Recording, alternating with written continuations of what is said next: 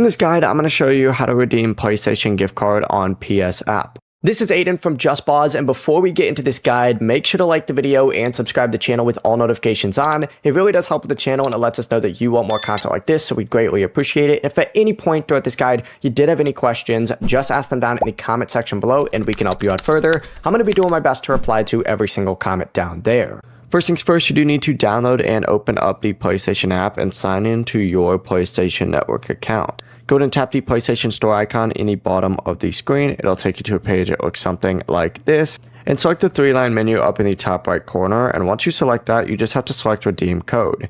Entering the gift card code, tap Continue. You're going to see the amount being added and updating your PlayStation wallet balance. Just review the details and then confirm that redemption. And then once the funds are added, you could return to the PlayStation Store and use your balance or wallet balance to make really any purchase that you want.